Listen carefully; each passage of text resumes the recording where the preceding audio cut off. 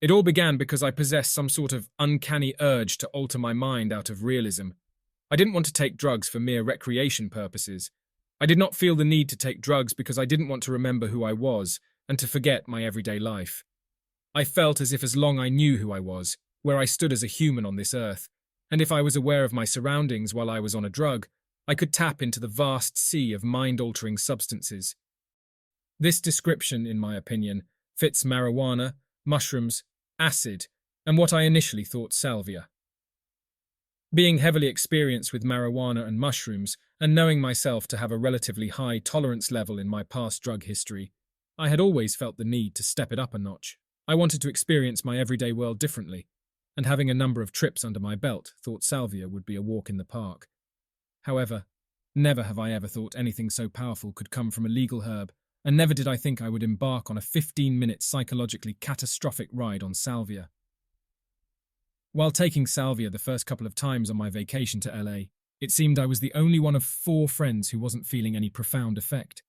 Everyone around seemed to be describing the same feeling, that of lightweightness, a feeling of hysteria, and a sense of time distortion. At this point in time, however, I was only concerned with getting on the same level as them and experiencing this wondrous majesty. I decided to try again a few days later back at my friend's apartment. He was the one always trying new things with me, so I felt very comfortable just letting loose and upping the potency quite a bit. So we decided to take 2 hits, one moderately sized hit, and another larger one in which we were going to hold it in for 30 seconds. After being the first to do so and handing his elephant-shaped bowl to him, it happened. At first it was as if my body sank. It would continue sinking until my mind seemed to be no longer comprehensive with my body. It had felt as if my soul was intercepted by an extremely strong and important force, important in the sense that it had complete control over me and seemed to have governed my actions at the time. The physical aspect scared me. It was as if my face was being torn apart and that my right body was being torn away from me. It felt as if my right side had a certain deity to it that was telling me this was it, and to come with us. At this point, I was going crazy as I tried with disbelief to accept that this was actually happening to me. In a state of sheer terror and complete disorientation, I felt as if there was nothing else in the world left, and that I was left alone to combat this evil taking control of me. It had felt as if my friend was part of it too. I kept yelling out to him, and since he was doing it too, he could only laugh and assume I was just really high. But I wasn't just high. I was in a state of discontent, of suffering, and I could not describe it. I could describe the feeling with a metaphor. It felt as if someone was performing surgery on me and had sedated me so I would have no feeling, and I woke up in the middle of it feeling everything. It was like I was unable to grasp reality and that there was no way around this torment. I had a feeling that I needed to do something, needed to get away from this place, somewhere to run. I just needed to escape for God's sake.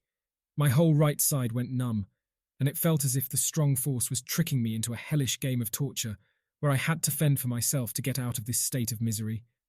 It was as if all hope was lost and that no one could help me release this extremely uncanny feeling. It was as if my body was one step ahead of my mind and that my mind was put into a blender and mixed with hell. It was a feeling like no other. It was extremely disturbing, and I felt extremely depressed during the entirety of it. It was like the whole world was laughing at me, and I was in the center helpless trying to escape this mental lunacy. It made my heart race, and I was feeling really hot as my face turned blistering red. At that point, I had trouble breathing. Diagnosed with asthma, it brought me back to when I had severe asthma attacks, having almost no breath and dependent on a machine for rehabilitation. This made me extremely afraid, and I started praying. I started asking God for forgiveness, asked that this sense of insanity would subside and I could just live reality normally. I was hysterical, pleading to my friend that I could not breathe, that if this feeling was to go on like this, I would kill myself. It was like I was looking through someone else's eyes into my soul, and all my fears had joined into one conglomerate that expressed itself through a physical and mental sensation. It was something out of this world. After feeling as if I was experiencing this for hours, I asked my friend how long it's been, and shockingly he said about 5 minutes. When I had started talking to him, and I focused on my breathing and sat with my eyes closed, I had started to see that the feeling was quickly subsiding. I suddenly had faith in the world again. I felt like I had a second chance. I felt physically and emotionally drained, as if I had run a marathon and was extremely exhausted. I was also unable to think straight for 30 minutes. It made me feel very awkward being around my best friend. I had apologized that he had to put up with me for that horrid experience. He assured me he was here for me, and I'm glad he was there to comfort me. It was an experience like no other. I was in a living nightmare, trying my hardest to escape it but reaping the consequences and emitting a toll on my body. He explained to me I was saying I was in pain and that I needed help. It all felt like a blur to me at that point, but I sat there and tried to remember the whole thing. It was life-changing, and it taught me to see reality as the body's equilibrium, and it is there not be tampered with, not with drugs or nothing. It is in those extreme cases where a good memorandum is received from the bad, and we develop into a more understanding person. In this case, about the effects of salvia and drugs. Salvia delivered a strong message, even though it is regarded as legal and not necessarily a drug. I believe salvia may shatter what you believe drugs are about. If you are to take salvia, please do not overdo it like I did. You will live your life wishing you never did.